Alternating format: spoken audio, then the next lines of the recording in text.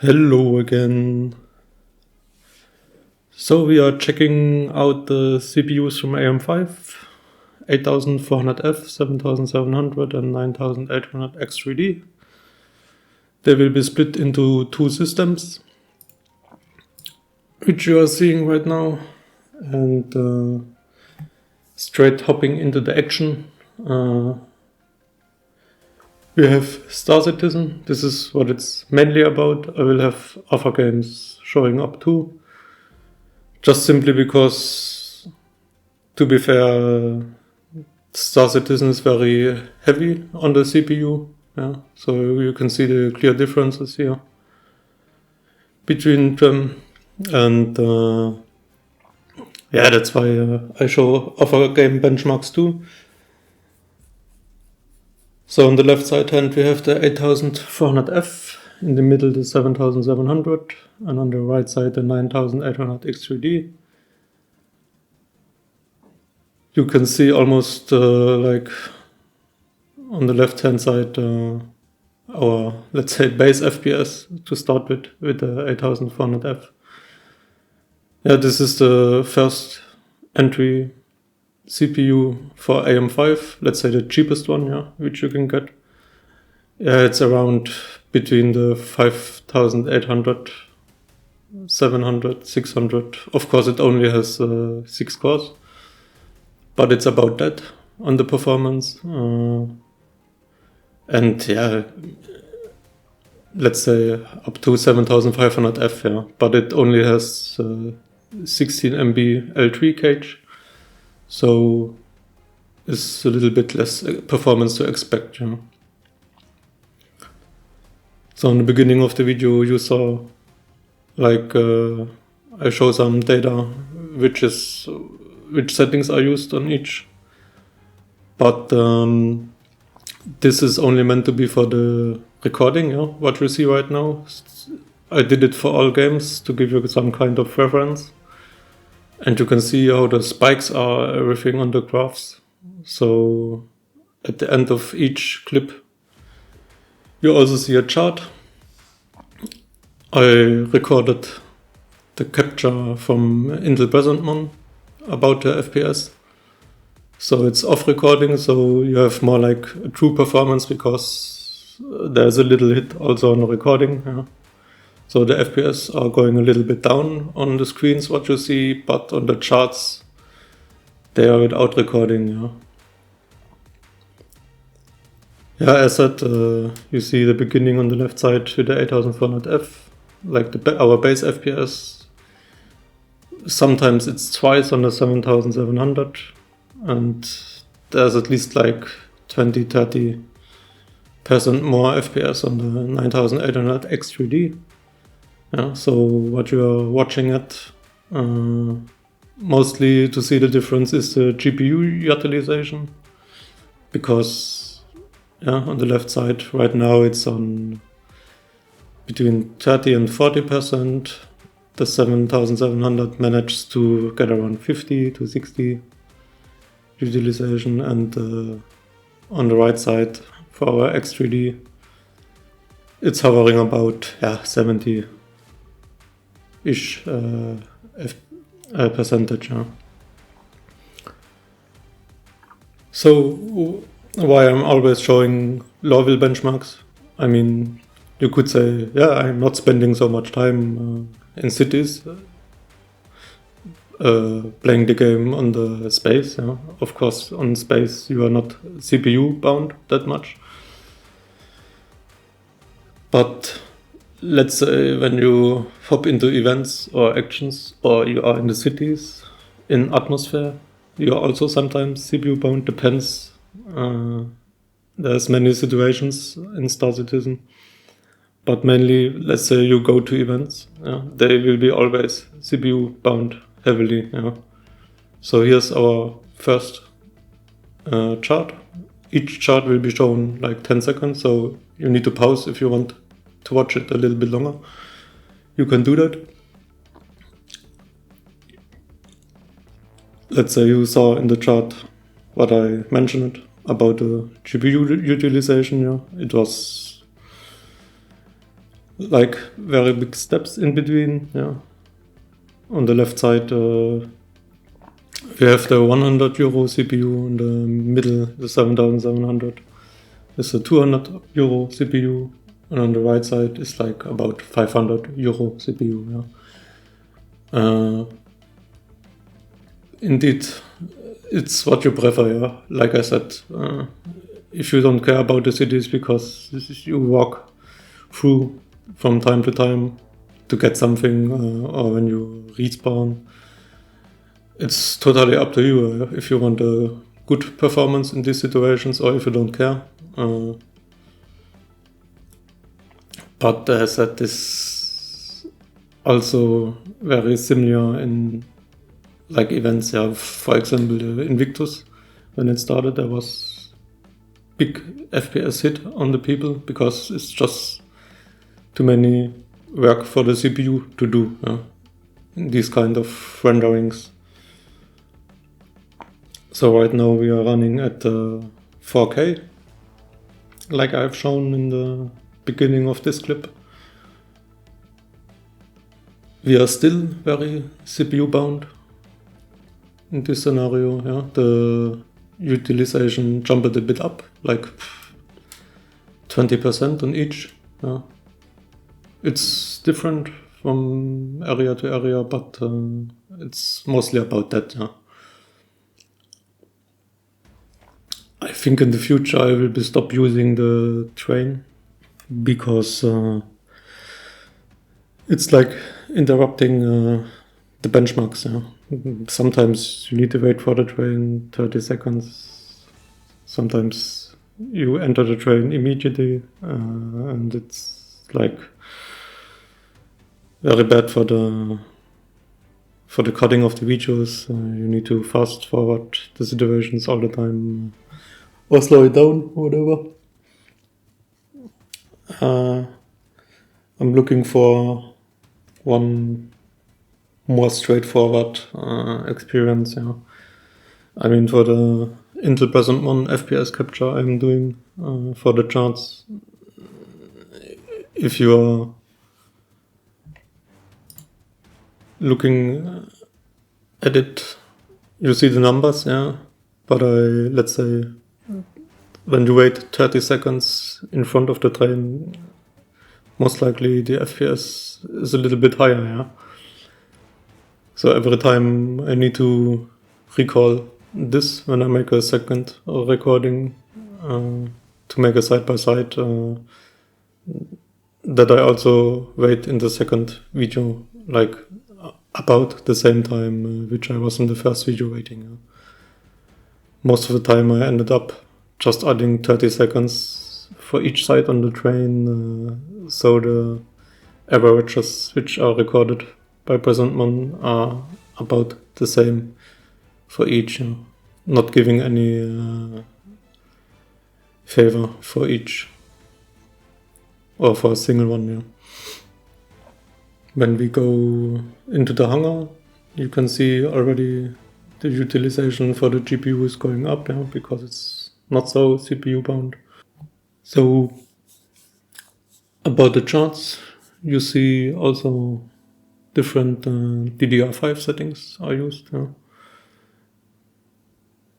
Pretty much the Expo GT, I call it like that for, let's say, Expo game tweaked version.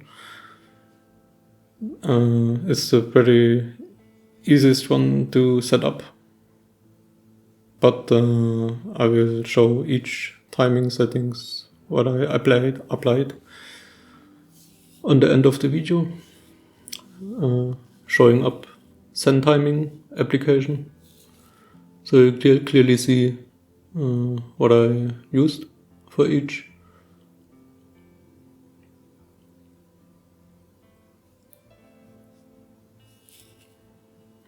Will be go over again by the time of the video, explain it a little bit. Yeah, mostly it's the tRFC, yeah, but it depends which memory you are using. because there are different manufactured chips across on the memory sticks which you can buy. The ones I used are Hynix for the 64 GB on the second system. It's a dual ranked one, and it's Hynix A-Die. For the 24 GB stick models, it's Hynix M-Die. But they perform both very good. Let's say perform, you can set them up very good compared to other ones like from Micron or Spectec or however they are called. There's also Samsung, but the Hynix ones perform the best at the moment, on the higher speeds and also tighter timings. I'm not sure about the other ones, how they exactly perform when you tune them, but each of these sticks have different values you can use, which you enter in the BIOS. For Hynix A-Die, for example, is tRFC with 120 nanoseconds, and for the M-Dies, so this was A-Die, for M-Dies it's about 160 maximum what you can use, and this is what boosts your game performance. tRFC along with tRFC 2 and SB, however they call it. You can, even if I spelled something wrong right now, you can see it in the end of the video. And tRFC, so it's not like you can set it up and cool, I use it now, everything is better. You also have to monitor your DDR5 temperatures, and let's say I look that it's not much more than 50 degrees. For 24 GB model, the maximum I saw was 58 degrees, and on the second system with the X3D, it's about 55. The dual ranked ones are more temperature sensitive, I believe. That's what you aim for. Maybe they are going higher, but for the dual ranked, it's not much more allowed than 50. Not by allowed, it's just crashing. So you have to keep in mind you are dealing with this stuff when you tune your memory. For example, I use StarCitizen and TM5 for stability tests. It's working very well, but I have some experience what is good, what is not. So I can aim faster for good values. I will link in the video description useful website, or let's say a forum from Hardwareluxx. They give you a kind of base idea in their guide what to use. It's made by people, by the community. So it's not like it's not easy. If you're going deep, it's not easy. But what I want to show you with the Expo game tweaked version, for minimum tuning, this is all what you need for gaming. You can see it in the charts; they are very close. If you're only using Expo, it's the most performance hit compared to the 3 other profiles which I used. The GT is totally fine. You not need to tune every timing like I did for the 8000 C38 profile.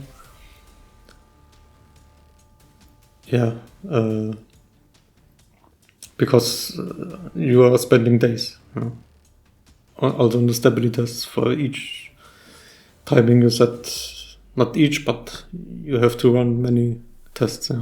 Like for the GT version, you set this up, you monitor your temps, you best use your software for stability testing. I'm totally fine with the TM5 and StarCitizen because I never experienced any crashes after my applying of the settings and testing it. So why would I bother about it? Using the PC for YouTube stuff and gaming. I have nothing very important. I read if it can also corrupt your files, for example, tRFC. I don't know if it's true or not. But probably, I don't know. It's what I saw from people on the community. So just keep in mind you have to check your temperatures. It's important.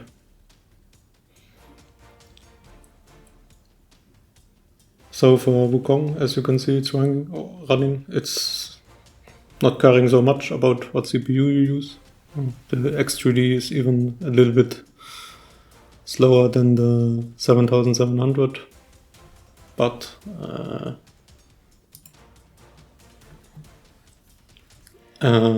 I have been recording the X3D one on the right side about 2 weeks later, so I cannot guarantee you they changed something, because I notice at the end of the screen, normally it used to be, when you see the ray tracing version in the charts, it should show for the ray tracing ultra, but it didn't anymore after 2 weeks.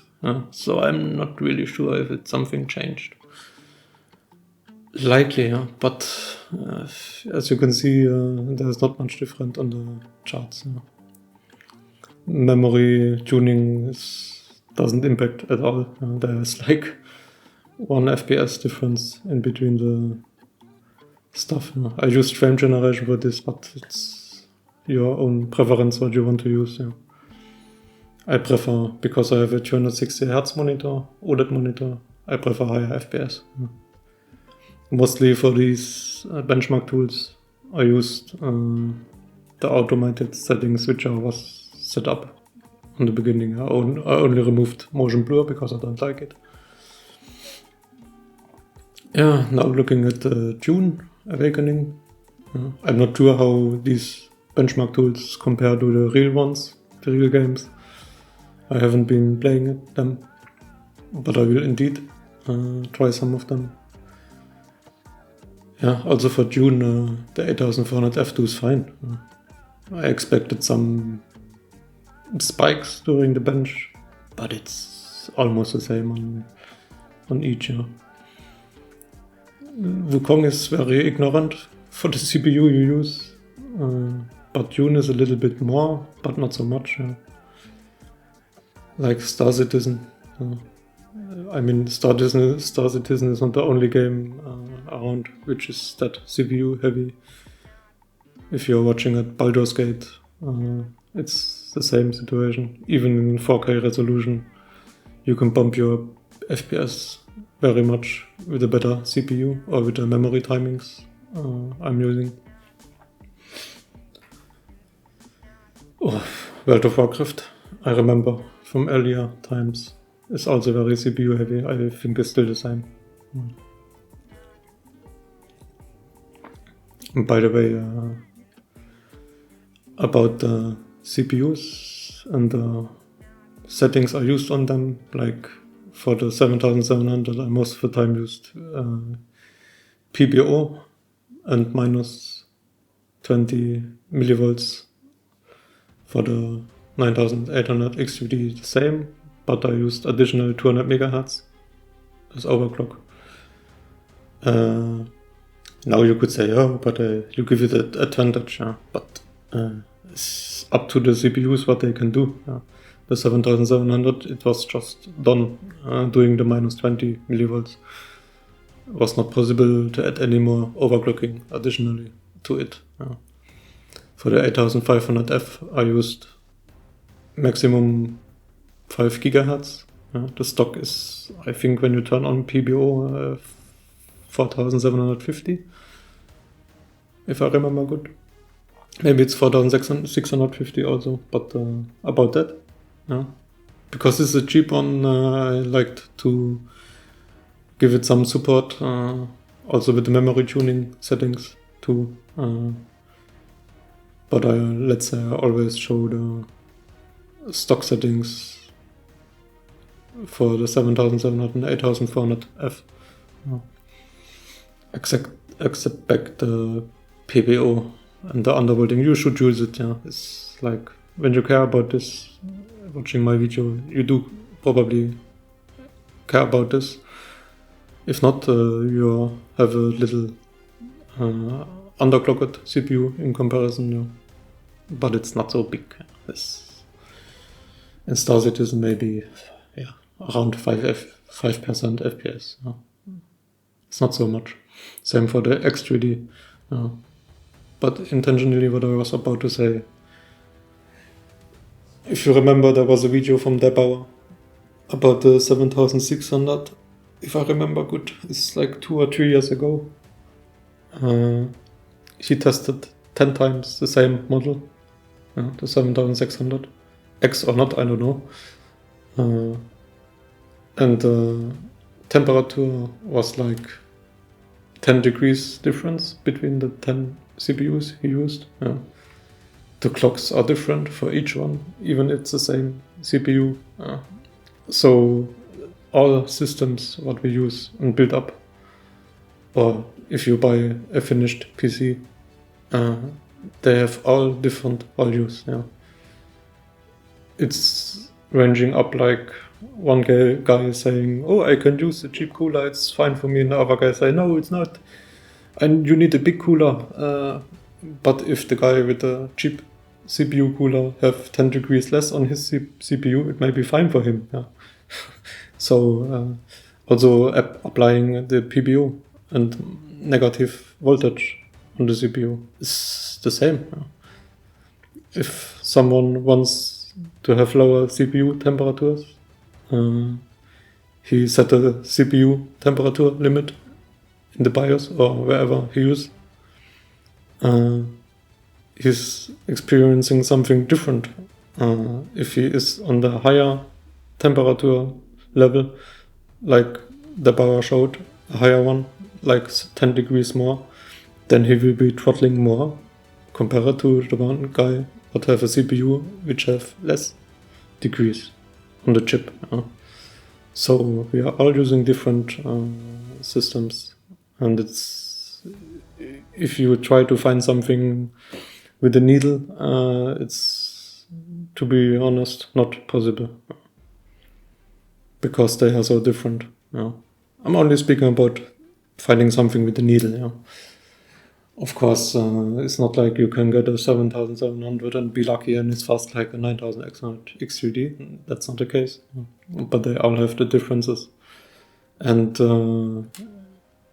if you do use some little bit overclocking, like using PBO or negative voltages on the CPU, it does make a little impact how your CPU behaviors. That's a so-called silicon lottery.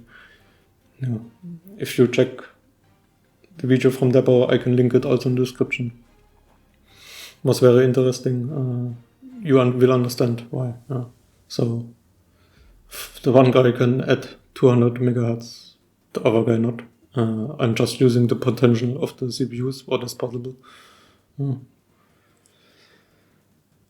They are nothing special. I'm also not like the extreme overclocker. Not at all. I'm using the settings which are making sense. Especially for the memory.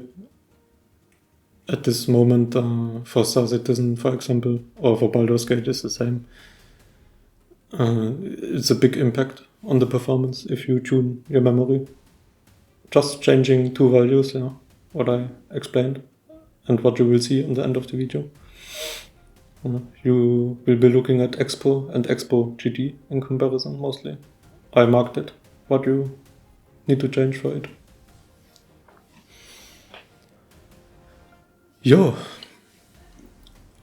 It's the same for Monster Hunter Wilds. It's also the benchmark tool I'm using. I'm not really sure if it's comparing to the real game. Probably there have been some updates. I don't know if they update the benchmark tool too. I guess not. So maybe the performance is already better. if you're playing the game. But this one is also a little bit more CPU heavy, as you can see. There's like around 20%-ish between each step on the CPUs from left to right. And you will also see this on the chart.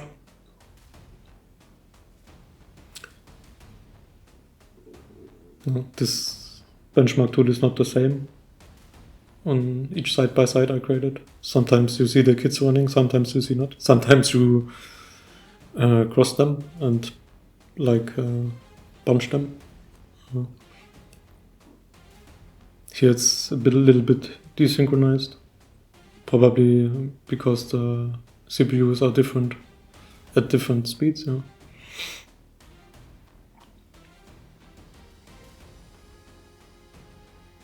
I have also in the video the 6700 XT GPU, so you can see how the lower end GPU works on each of these CPUs. You can also on the Monster Hunter screen see what driver I'm using for each system. It's also there. I'm using Windows 11 on both systems. Yeah, if you see on the charts, sometimes the memory tunings for each CPU is not, I'm not doing the exact ranking. It takes so much time to work on these, working on the lists.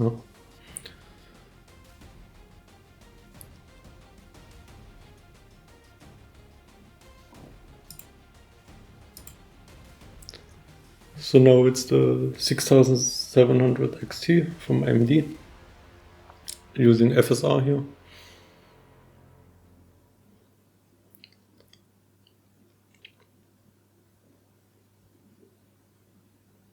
I'll show you the options for Dune and Monster Hunter before the bench. And for Wukong you can see it at the end. I use it only the 7700. And of course lower settings compared to the 5080 from NVIDIA.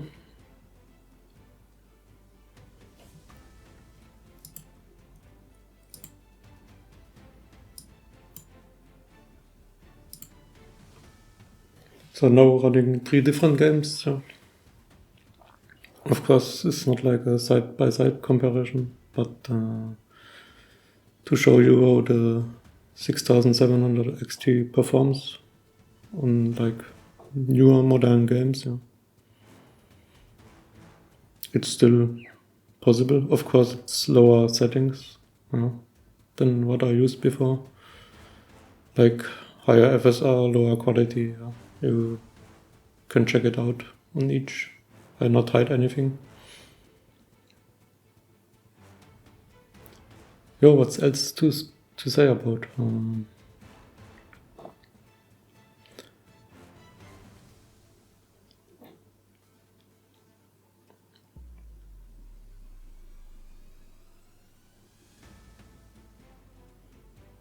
For the 6700 XT I didn't use any overclocking because there's not so much headroom to do it. I tested it, and on this model, on this sample I got has not so much room. And instead of having games crash and do another test, I use my time on other stuff doing this video.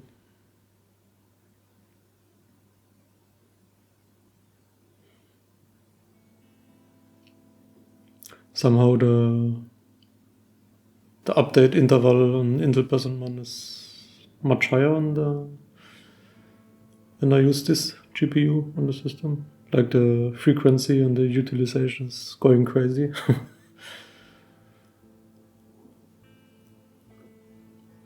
But you can also use this card on StarCitizen, but not with the 8400F. The CPU is too big for StarCitizen, in my opinion. With a higher GPU, yes, but why would you spend like €1,000 on a 5070 Ti or 5080 and buy a €100 CPU? It just doesn't make so much sense. For single player games, yeah. Like these, you can go for it.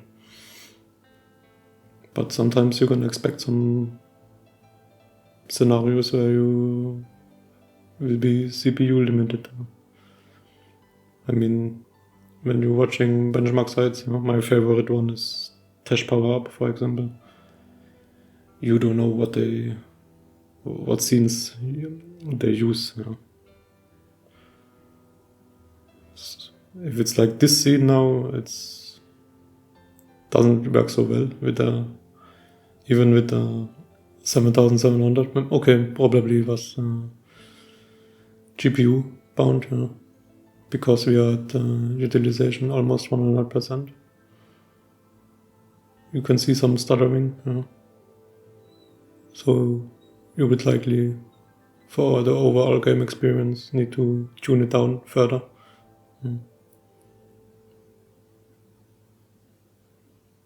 I think also for this game is pretty much not so good using 8400F.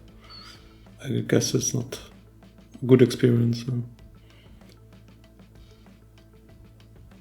Yeah, one important thing which I didn't mention is, I guess most know, but when you turn your settings down, like the main graphic settings, the quality for example, your CPU must work more. So when you think like you have low FPS, you want to tune something down, and you tune it down and it gets worse, then you are CPU bound. Because when you turn it up to ultra very high, your CPU must work less. That's very important to note. It's the same about screen resolution. When you go from 1440p to 1080p, you are more CPU bound. So let's say you have a weaker end of CPU for StarCitizen, like the 8400F or 5600. You want it at 1440p, because 1080p is, the CPUs are very low for that kind of resolution. Just too much hit on the CPU side. For example, using DSR. If you have a 1080p monitor, you can use DSR from NVIDIA. For example, I'm not sure how it's called on AMD side. If they have something like this, very likely they have it. You can just let your GPU render on 1440p. That way, if you are CPU bound, you get more FPS. And a better quality, because you, let's say, force your GPU to render more of the picture. So right now what you can see with this GPU, the 7700 just does fine. There's not much to improve by the memory side with these profiles. It's very little impact, because just the GPU is on the lower side. For StarCitizen, which was shown on the first benchmarks, it did indeed impact it. So now we are looking at the Zen timings application, which is showing for each system the memory timings I used. Check out the video links I put in the description if you want to know about memory tuning more. So thanks for watching. Bye bye, see you next time.